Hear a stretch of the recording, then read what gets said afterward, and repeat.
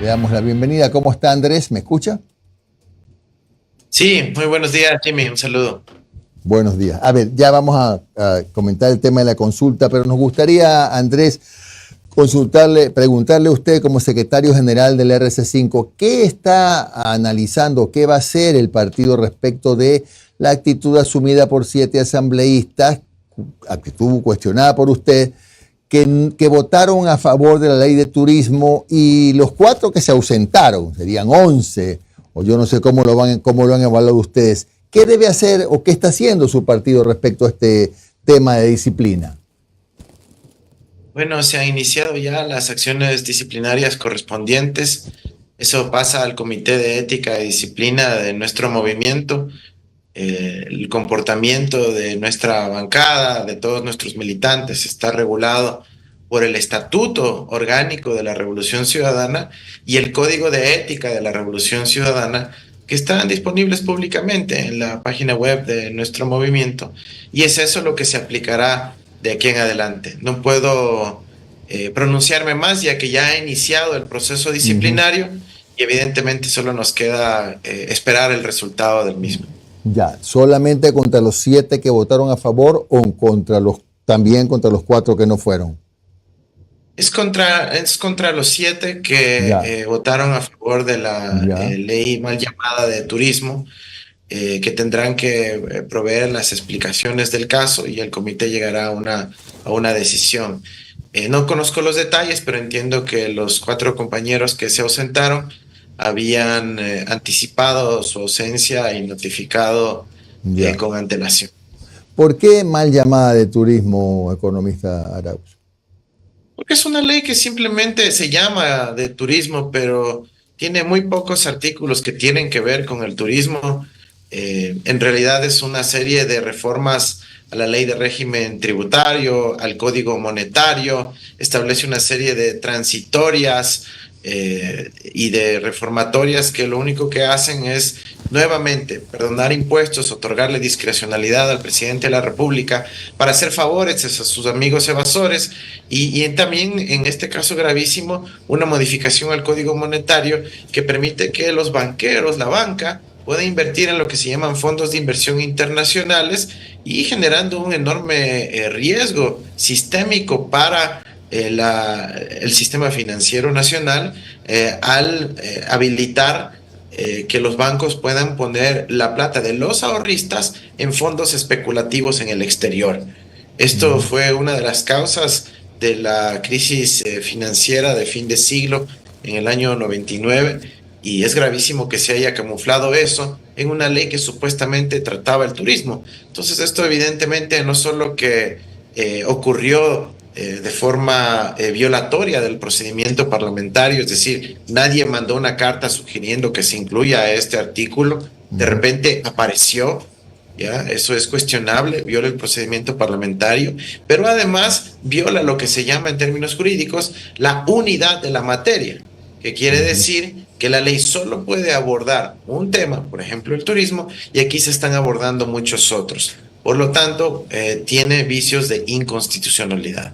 Ya. Andrés, en la consulta popular, la Revolución ha decidido si va a votar todo no o va a, quizá, yo no sé si sea la palabra, a elegir 2, 3 preguntas que les parece que merecen un no y en otras va a votar sí. ¿Cómo va a ser su partido? En el casillero D y el casillero E, todo no. En las demás no importa el resultado, porque lo que preguntan es si la asamblea debe conversar. Y la asamblea va a conversar independientemente del resultado. Ahora, en mi caso particular, yo votaré todo no, porque yo creo que es una consulta inútil, inoficiosa, que no contribuye al desarrollo del país, que es un gasto de recursos y que además contiene estas preguntas camufladas como la de trabajo por horas y arbitraje internacional.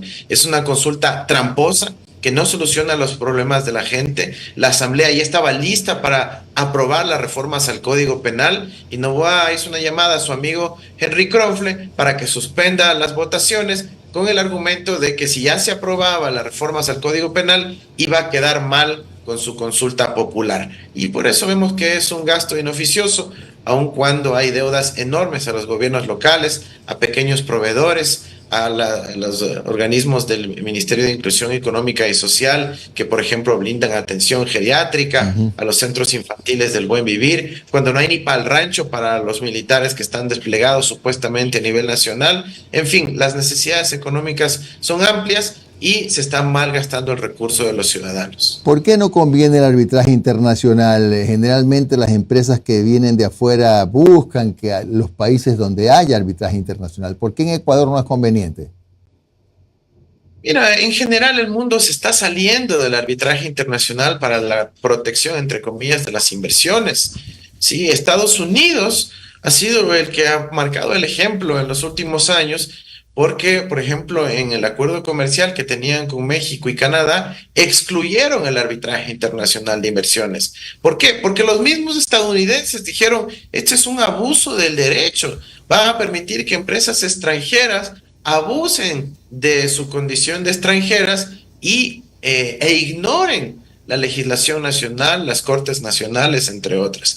Entonces, no es que el Ecuador solito está oponiéndose a eso, no es que un gobierno se opuso, es una tendencia a nivel mundial. Estados Unidos, Europa se está saliendo de sus acuerdos con arbitraje, incluyendo el Tratado de la Carta de Energía. Tenemos países importantes, grandes, en vías de desarrollo, como Sudáfrica, Indonesia, la India, que se han salido de todos sus acuerdos con arbitraje. Así que no es cierto de que solo el Ecuador va a estar afuera. Es más bien una tendencia mundial. Chile también ha hecho lo mismo a través de otras medidas específicas con Nueva Zelanda, por ejemplo, pero es una tendencia. ¿Por qué? Porque es un sistema extremadamente injusto, Jimmy. En el sistema de arbitraje de inversiones, solo la empresa transnacional puede enjuiciar al Estado. El Estado no puede enjuiciar a la empresa transnacional si comete alguna irregularidad. ¿Qué tipo de justicia es eso? Por lo tanto, por definición, los estados no pueden ganar jamás un caso de arbitraje internacional, porque solo las empresas pueden ganar, porque solo ellas pueden enjuiciar. Cuando por ahí escuchamos alguna estadística, que seguro empezarán a salir los abogados que patrocinan a las transnacionales, a decir, no, es que el Ecuador ganó por ahí unos 2, 3 casitos. No, no ganó. A lo sumo, no perdió, es decir, empató. Pero además, para llegar al empate, tuvo que pagar una millonada en abogados y, en definitiva, es una pérdida de recurso fiscal, de tiempo, de energía para el Estado tener que afrontar este tipo de demandas. La inversión, cuando quiere llegar a un país, lo primero que ve es si tiene mercado, es decir, si tiene consumidores con capacidad de adquisición, es decir, con capacidad de compra. Es decir, que haya menos pobreza, que tengan a quien vender su producto. Buscan que haya infraestructura, que haya buena electricidad, que no hayan apagones, que no hayan cortes de luz, que la energía esté a buen precio y sea fiable, que pueda tener un talento humano, es decir, a un personal capacitado, bien educado, que no se le vaya a ir del país de la noche a la mañana por la situación en la que vive. Así que hay otros problemas a resolver en el Ecuador para atraer la inversión. El arbitraje no es uno de ellos. Tenemos retos mucho más importantes y fueron resueltos en parte cuando hicimos las inversiones en lo que se llama la competitividad sistémica en el gobierno de la Revolución Ciudadana. Economista, buen día. Omar Jaén le saluda. ¿Cómo ha estado? Gracias por su tiempo. A ver, la otra pregunta por la cual, al menos oficialmente, la RC estaría haciendo campaña por el no, aparte del arbitraje internacional, es lo del trabajo por horas, ¿no, verdad? Casillero E. ¿Estoy correcto? Es correcto. Ya, ahora, ¿por qué? ¿Por qué hacerlo cuando, ojo, por lo menos desde el discurso oficial, se plantea que en la pregunta dice, ¿está usted de acuerdo con enmendar la Constitución de la República y reformar el Código de Trabajo para el contrato de trabajo a plazo fijo y por horas cuando se celebre por primera vez entre el mismo empleador y trabajador sin afectar los derechos adquiridos de los trabajadores de acuerdo con el anexo 4? ¿Por qué plantear el no en esa pregunta? Mire, el Ecuador ya tuvo el contrato por horas vigente entre el año 2000 y el año 2008. ¿Alguien recuerda que haya sido un boom de generación de empleo el contrato por horas? ¿Alguien recuerda que haya sido la gran manera de incluir a los trabajadores en el empleo formal? No, fue la época de la mayor precarización, cuando además el trabajo por horas era intermediado por las tercerizadoras laborales. En esa época que ya vivimos, cuando estuvo vigente el trabajo por horas, había un abuso del trabajador. Porque mira, compara la situación de una persona que, por ejemplo, tiene un puesto de guardia y que hoy por hoy tiene un turno de 8 horas, 5 días a la semana y completa las 40 horas. Y si por ahí tiene unas horas extras, puede completar, pero con esa estabilidad mínima de las 40 horas que le va a permitir asegurar una fuente de ingresos estable para su familia, sus hijos. En el caso del contrato por horas, ese guardia va a ir a trabajar y el jefe del guardia le va a decir, ¿sabes qué, hermano? Hoy hay poca demanda, en la próxima semana, a ver si es que hay trabajo o no. Con esa inestabilidad se genera una amenaza para el sostén de su familia y es un peligro para la ciudadanía que padres de familia, que madres de familia, que hoy pueden contar con un ingreso estable, con el contrato por horas, se vuelvan en una situación absolutamente precaria, que no solo va a afectarles económicamente, sino psicológicamente, con gravísimas consecuencias sociales para el país. Pero Esto lo hemos sectores, advertido ya. los sectores que impulsan el sí en esta pregunta dice, más allá de eso, esto va enfocado para las personas. Parece 4.2% según el INEC, que ha presentado la cifra hace 48 horas. Parece 4.2% de gente que está desempleada. Ni siquiera el subempleo, estamos hablando de 4.2% del desempleo. La gente que en estos momentos no tiene ni siquiera un empleo por el salario básico. Dice, al menos démosles la oportunidad a esas personas que no tienen nada de ingresos a ir a buscar un trabajo en donde tenga 3, 4 horas diarias.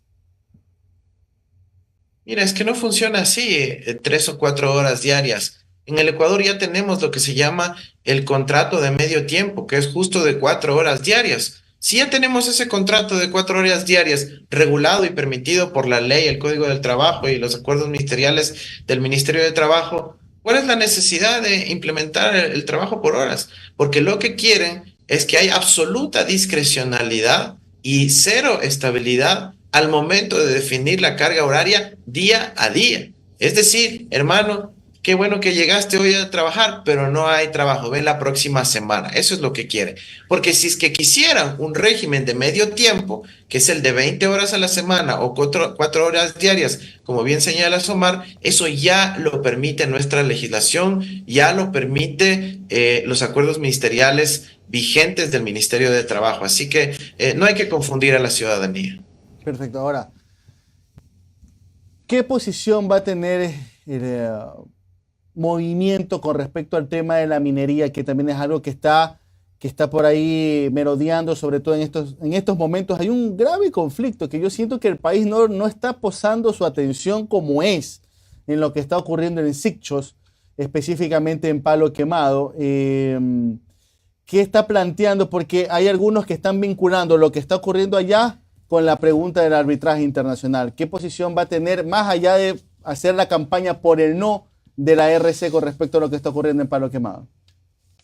En el tema de minería abusiva, como estamos viendo ahora, habilitada por los últimos gobiernos que destruyeron la Agencia de Regulación y Control Minero, que le debilitaron al Ministerio de Ambiente al fusionarlo con otro ministerio y paralizar la gestión, despedir a gente, tener una pésima y paupérrima gestión en el otorgamiento de licencias ambientales. Ahorita esa es una tierra sin ningún control. Tenemos una grave preocupación. Ya, las mineras están acudiendo no solo a paramilitares, sino ahora a las fuerzas del Estado para asegurar la violación de los derechos humanos de las comunidades en donde están operando. Eso no se puede permitir. Tenemos que aquí defender los derechos humanos de nuestra ciudadanía, de los ecuatorianos, por sobre los intereses capitalistas de unas pocas empresas disfrazadas de extranjeras, y ya voy a hablar de eso. Necesitamos limitar el otorgamiento de lo que se denomina la impunidad corporativa, y ya voy a explicar qué es eso, que quieren las mineras con la pregunta de la consulta popular. ¿Ya? ¿Qué es lo que quieren las mineras, especialmente las canadienses? Que no son ni siquiera de Canadá, sino que vienen de China, de Australia, de Europa, de América Latina, de Ecuador mismo, pasan por Canadá, por Toronto, y luego vienen a disque a invertir en el Ecuador. Y estamos hablando inclusive de empresas de la familia del presidente Noboa. ¿Ya? ¿Ellos qué hacen? Se disfrazan de inversión extranjera, vienen disque a invertir en el Ecuador, pero no invierten nada, sino que simplemente generan controversia con la comunidad local. El Estado no le queda otra que retirarle la licencia ambiental y luego meten un arbitraje y dicen, ay, no me dejaron invertir, tiene que el Estado compensarme.